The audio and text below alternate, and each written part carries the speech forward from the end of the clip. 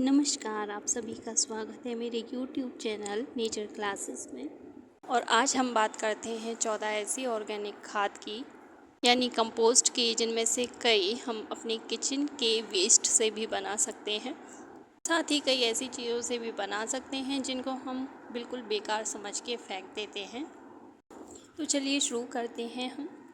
पहला है किचन से निकलने वाला ग्रीन वेस्ट, यानी जो हम सब्जियां बनाते हैं तो कच्ची सब्जियों का जो छिलका होता है वो हम पॉट में इकट्ठा करके या फिर ज़मीन में गाड़ के कंपोस्ट तैयार कर सकते हैं। और वेजिटेबल की तरह ही हम मिक्स फ्रूट पील से भी कंपोस्ट तैयार कर सकते हैं। तो सेकंड है मिक्स फ्रूट पील कंपोस्ट। लेकिन साथ ही हम छिलकों को अलग अलग करके भी कंपोस्ट तैयार कर सकते हैं, जैसे संतरों की छिलकों की कंपोस्ट। अब अगर हम चाहते हैं तो हम कंपोस्ट के साथ फर्टिलाइज़र भी बना सकते हैं।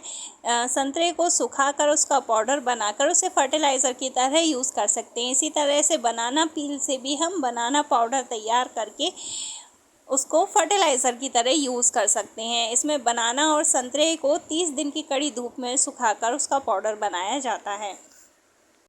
अब फर्टिलाइज़र को हम काफ़ी कम मात्रा में देते हैं, जैसे कि 1 ग्राम से 5 ग्राम के बीच, अलग अलग पौधों के हिसाब से। इसी तरह से बनाना पील से हम लिक्विड फर्टिलाइज़र भी बना सकते हैं।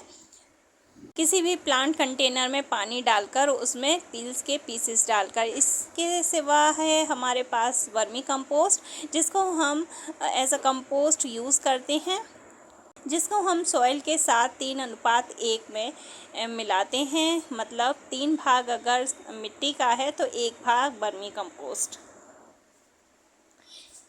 वर्मी कंपोस्ट मिट्टी में कई सारे न्यूट्रिएंट्स को ऐड करता है। वर्मी कंपोस्ट अर्थवर्म के द्वारा बनाया जाता है। इसको आप आसपास की खाद की दुकान से ला सकते हैं, नर्सरी से ला सकते हैं।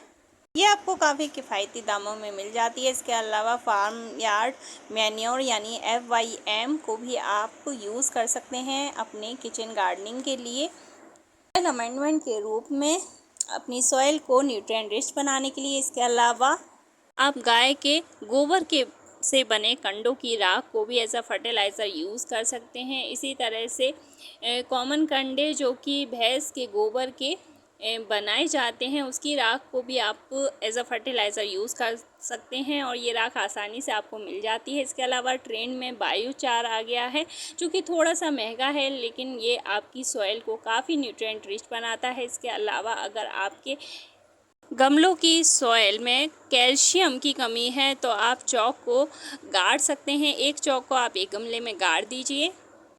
चाय तो हर घर में बनती है, तो चाय की पत्ती को आप फेंकें नहीं, उस वेस्ट को आप फर्टिलाइज़र के रूप में यूज़ कर सकते हैं, कंपोस्ट के रूप में यूज़ कर सकते हैं।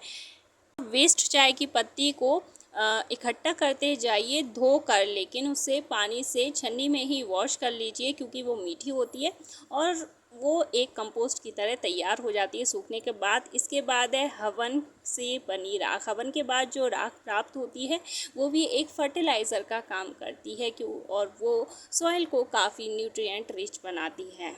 हवन में गाय का देसी घी उपयोग किया जाता है या देसी घी उपयोग किया जाता है। साथ ही ऐसी लकड़ियाँ यूज़ की जाती हैं जो वातावरण को पवित्र और शुद्ध करती हैं। तो इस तरह की इस तरह के हवन से जो राख प्राप्त होती है वो काफ़ी न्यूट्रिएंट रिच होती है, प्लांट ग्रोथ को बूस्ट करने का काम करती है।